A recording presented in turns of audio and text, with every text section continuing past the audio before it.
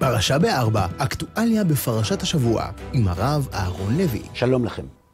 השבוע נסעתי להרצאה בכרמיאל ודוד הצטרף אליי. דוד אמנם נולד בישראל, אבל כשהוא סיים את השירות הצבאי שלו, הוא עקר לארצות הברית, ועשה שם חיל כלכלי, אלא שאז התברר לדוד שהצלחה כלכלית, למרות שהיא מאוד חשובה, היא לא מסוגלת להבטיח גם הצלחה רגשית או נפשית או רוחנית, מה שגרם לדוד לחשב מסלול מחדש, לחזור לארץ ישראל, לחזור להורים שלו וגם לאביו שבשמיים.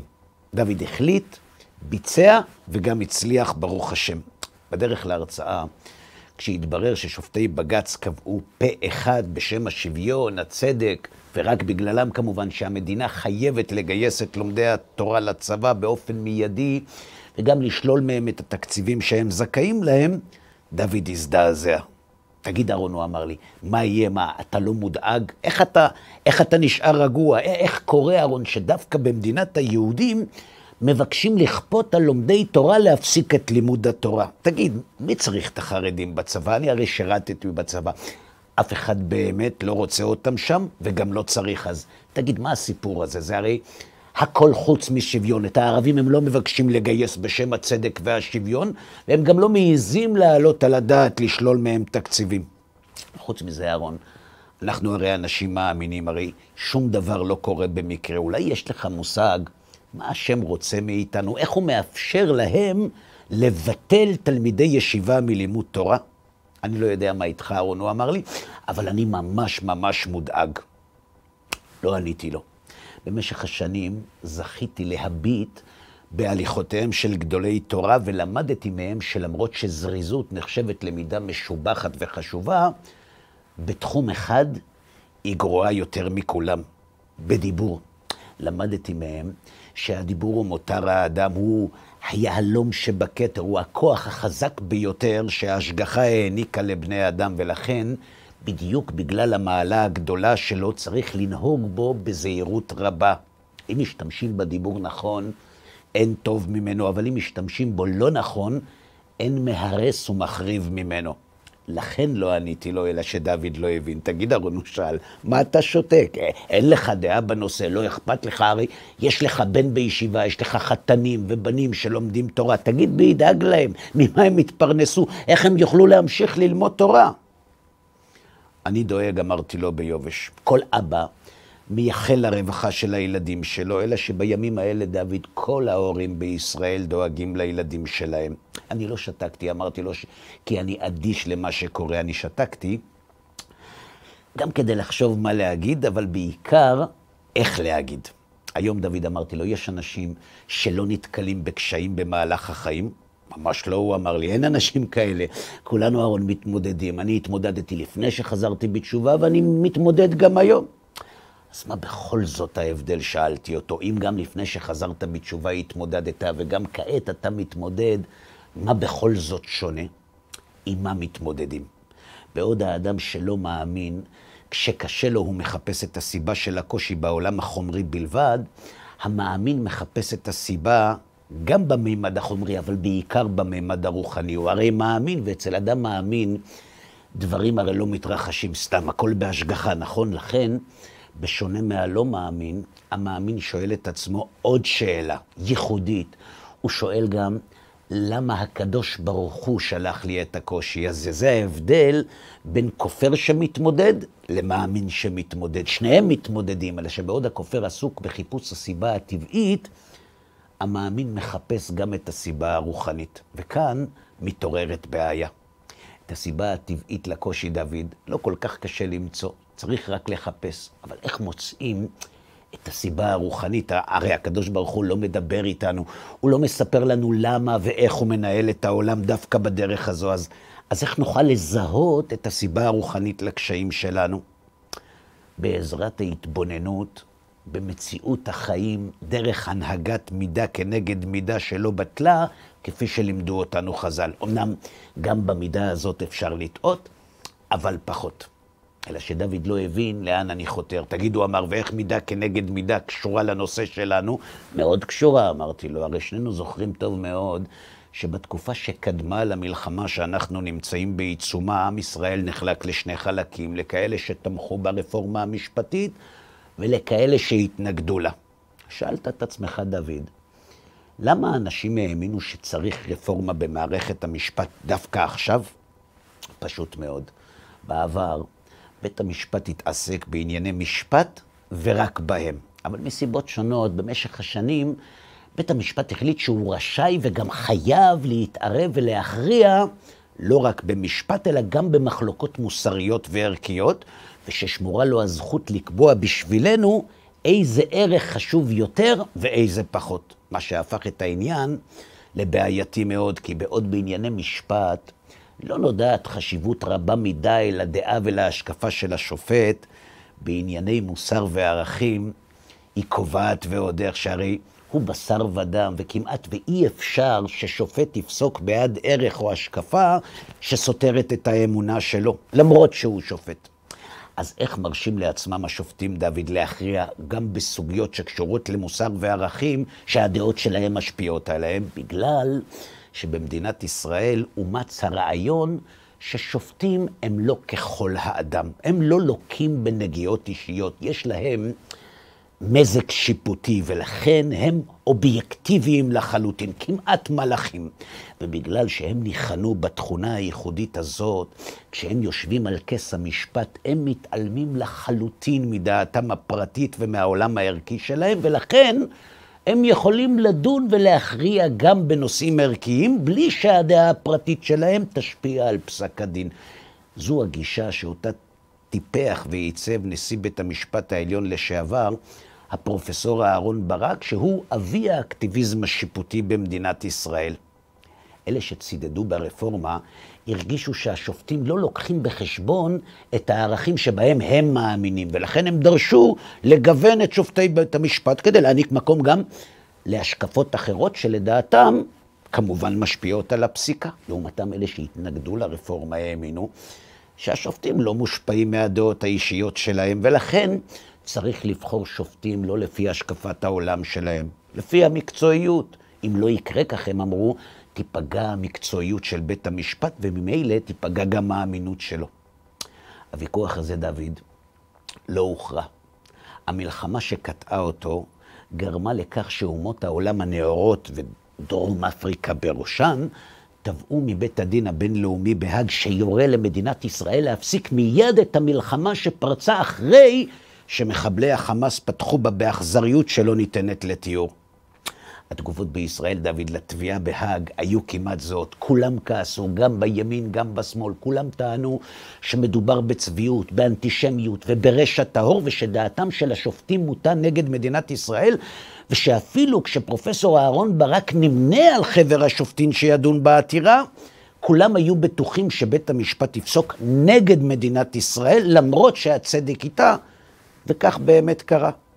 במהלך הקראת פסק הדין התברר שלמעט שופטת אחת, כל השופטים כולם צידדו בטענת העותרים מדרום אפריקה והחמאס, ועשו כל מה שהם יכולים כדי לייצר ולכבול את הידיים של מדינה שנלחמת על הקיום שלה מול רוצחים שפלים. פתאום התברר לפרופסור ברק וגם לתושבי מדינת ישראל שהוא טעה. שהיסוד המרכזי שעליו פרופסור ברק ייסד את השיטה שלו התמוטט ברגע אחד. פתאום התברר שלמוצא הלבנוני ולהשקפת העולם של נשיא בית המשפט הבינלאומי לצדק ישנה השפעה מכרעת על פסק הדין. פתאום התברר ששופט הוא לא בדיוק סלע משפטי בעל מזג שיפוטי נטול פניות, ושההשקפה האישית שלו כל כך משפיעה על ההחלטה שלו, עד שלא היה אחד במדינת ישראל שהאמין שהלבנוני יפסוק אחרת. פתאום התברר שאין חיה כזאת סלע משפטית נטול פניות, דוד. פתאום התברר שאם כל השופטים חושבים אותו דבר, כנראה שהשקפת העולם שלהם כן משפיעה על הפסיקה שלהם. פתאום התברר שהם אנשים רגילים לגמרי, ושהאמונה שלהם משפיעה על פסיקת הדין שלהם ככל האדם ממש. פתאום התברר שהבסיס שעליו נשען האקטיביזם השיפוטי פשוט אינו קיים, וזו הסיבה שבגללה שופטי בג"ץ החליטו לגייס את לומדי התורה מקל וחומר.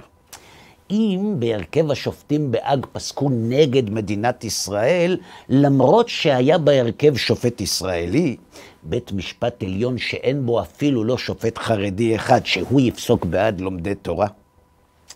מה שקרה בבית הדין בהאג הוא בדיוק מה שקרה בבית המשפט בישראל. בשני המקרים מתברר שכשדנים בענייני מוסר וערכים, לא המשפט קובע את פסק הדין, אלא השקפת העולם המוקדמת של השופטים. אולי בגלל זה קדם משפט היהודים בהאג למשפט לומדי התורה בישראל. בהאג השתמשו השופטים באקטיביזם השיפוטי נגד מדינת ישראל, ובמדינת ישראל השתמשו באותו אקטיביזם שיפוטי נגד לומדי התורה. בהאג ביקשו בעזרת האקטיביזם השיפוטי לכפות על ישראל את הפסקת המלחמה, ובירושלים השתמשו בו כדי לחייב את לומדי התורה לצאת למלחמה שאותה ניסו לעצור השופטים בהאג.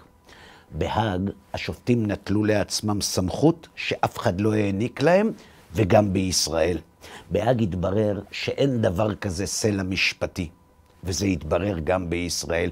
אולי בגלל זה, דוד, אולי בגלל זה זימנה ההשגחה לשמש כשופט בהאג דווקא את האיש שכל חייו טען שהאקטיביזם השיפוטי הוא זה שיציל את מדינת ישראל ממשפט האומות. אולי מהשמיים רצו להראות לו איך בניין הקלפים שהוא בנה מתמוטט מול העיניים שלו ברגע אחד. לא שאני בטוח, דוד, שזו הסיבה, אמרתי לו, השמיים הרי לא מדברים איתי. אבל גם אם לא, אי אפשר להתעלם מההשוואה, בעיקר לא מהתזמון. וכך גם לגבי גיוס בני הישיבות. כולנו זוכרים את אובדן האמון המוחלט של אזרחי ישראל במערכת הביטחון בעקבות הפרעות בשמחת תורה בקיבוצי העוטף. כולנו זוכרים איך תחושת הביטחון בכוחו של צה"ל התנפצה ברגע אחד. אלא שמאז היו לצה"ל בעזרת השם הצלחות לא מעטות, והאמון ביכולת של הצבא לנצח ולהגן על אזרחי ישראל לאט לאט התחזק. כל כך התחזק עד שכולם בטוחים שמה שמבדיל בין ניצחון להפסד הוא מספר החיילים שישרתו בצבא. משפטים כמו מה שהיה לפני 7 באוקטובר לא יכול להמשיך, אמר אדם שקורא סקרים ואז מעצב את הדעה שלו. המשפט הצבא צריך אתכם, אמרו כאלה שעד לפני כמה חודשים צעקו על זה שהצבא מאפשר לרבנים להרצות בפני חיילים. המשפט יש מחסור בחיילים ואתם חייבים להתגייס, אמר מי שלא מזמן טען שהחרדים הם סכנה למדינה. אלא שאז הגיע הדוד מאמריקה, ידיד ישראל, זה שכינה את עצמו ציוני לא יהודי. הוא גם הגיע לישראל כדי להזדהות איתה במלחמה הצודקת שלה, אבל פתאום הוא פנה לאחור ונתן הוראה להפסיק את משלוחי הנשק לישראל. וכשזה קרה התברר בבת אחת שכמות החיילים היא לא באמת ערובה לניצחון, ויותר ממה שהצבא זקוק ללומדי התורה כדי לנצח, הוא זקוק לנשק אמריקאי שאותו הדוד באמריקה מסרב לשלוח. אלא שאת הדעה של הדוד מאמריקה לא מספר החיילים יכול לשנות. מה שיכול לשנות את דעתו זו סייעתא דשמיא, ואת זה לא הצבא יכול לעשות וגם לא השופטים, גם אם הם נאורים ואובייקטיביים. את זה, אם ניתן לעשות, עושים בעזרת אלו שאולי לא נלחמים, אבל בהחלט יכולים לתרום לסייעתא דשמיא, שבלעדיה, כך וכך, הצבא הישראלי לא יוכל לנצח, גם אם הוא יגייס את כל לומדי התורה. לא שזו הסיבה למהפך בדעה של הדוד מאמריקה, אמרתי לדוד, הרי אני אמרתי לך כבר שאני לא באמת מבין בשמיים, אלא שסמיכות האירועים כל כך בולטת לעין, שקשה מאוד לא לראות את הקשר, ויש לי ראיה לכך גם מפרשת השבוע. בפרשת שלח, התורה מתארת את המרגלים שהיו אנשים מורמים מעם בזמן שהם נשלחו לתור את ארץ כנען, שנאמר, שלח לך אנשים ויתורו את ארץ כנען, כולם אנשים ראשי בני ישראל המה. ועל זה כותב רש"י, כולם אנשים, כל אנשים שבמקרא לשון חשיבות, ואותה שעה כשרים היו. כלומר, לדעת רש"י מדובר היה באנשים גדולים וחשובים, צדיקים וכשרים לפחות באותו זמן. הבעיה היא שמה שהופך את העניין לקצת יותר מורכב, הם דברי המדרש, וכך הוא כותב. למה נסמכה פרשת מרגלים לפרשת מרים? לפי שלקתה על עסקי דיבה שדיברה באחיה. ורשעים הללו ראו ולא לקחו מוסר. וכאן דוד עולות כמה שאלות. איך אנשים כשרים וגדולים הופכים לרשעים תוך 40 יום? למה רק בגלל שהם לא לקחו מוסר מעונשה של מרים, הם הפכו מצדיקים לרשעים? מה, מי שלא לומד ממעשה כלשהו באותו רגע הוא הופך לרשע? והתשובה פשוטה. בדברים האלה המדרש לא קובע שבגלל שהמרגלים לא לקחו מוסר ממעשה מרים, הם הפכו לרשעים. המדרש מבקש לחפש מה באמת הם לא לקחו, למה הם לא לקחו. זה הרי כל כך בולט לעין, איך הם לא ראו את זה. והוא משיב, לא לקחו מוסר.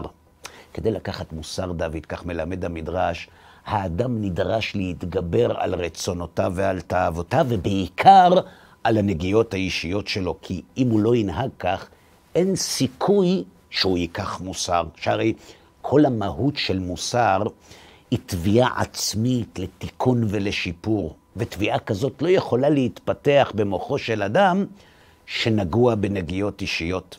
במילים האלה המדרש מבקש ללמד שנגיעות אישיות הם האויב של המוסר, שהימצאותם של נגיעות אישיות בדעתנו מונעות מאיתנו לראות את המציאות כפי שהיא באמת, גם אם היא ברורה. ושמי שנגיעות אישיות מקננות בו, גם אם הוא כשר וצדיק, הוא לא ייקח מוסר, ואם הוא לא ייקח, גם אם יש בו מזג שיפוטי וגם אם הוא סלע משפטי, הוא בסך הכל בן אדם, והנגיעות האישיות יעצבו את ההחלטות שלו. לכן התורה פרסמה את חטא המרגלים, כדי ללמד שאם אנשים כשרים וחשובים הופכים מצדיקים לרשעים בגלל נגיעות אישיות, שופטים. לא כל שכן. לכן גם חטא המרגלים גרם לבכייה לדורות, כדי ללמד שכל דור ודור, אם הדעות והנגיעות שלנו ישפיעו על ההכרעות שלנו, ההכרעות האלה יהיו טעות והם יגרמו לבכייה, גם בהאג, גם בבג"ץ ואפילו בבית המדרש. אולי בגלל זה מראים לנו מהשמיים את האג ואת בג"ץ, כדי שנשכיל שבשמיים לא רק כמות לומדי התורה קובעת, בעיקר האיכות. ועוד נקודה לסיום, כשיהושע וכלב עמדו יחידים לצד משה רבנו מול כל עם ישראל, תגיד, שאלתי את דוד, נפלה רוחם? האם מתעורר ספק בליבם או בצדקת דרכם? כנראה שלא. תגיד, האם דעת הרוב לא גרמה להם לשתוק או לשנות את הדעה שלהם? ממש לא. הם המשיכו להחזיק באמונה שלהם למרות שהיה נראה שאין לה סיכוי. מה שמעניין זה שבסופו של דבר, מכל עם ישראל, רק הם זכו לראות את ארץ ישראל. רק הם זכו לראות שכשמחזיקים באמת, גם אם בהווה נראה שאין סיכוי ושהכל אבוד ושכולם נגד, אסור להתייאש, כי העתיד יוכיח שסוף האמת לנצח. שבת שלום. פרשה ב4, אקטואליה בפרשת השבוע, עם הרב אהרון לוי.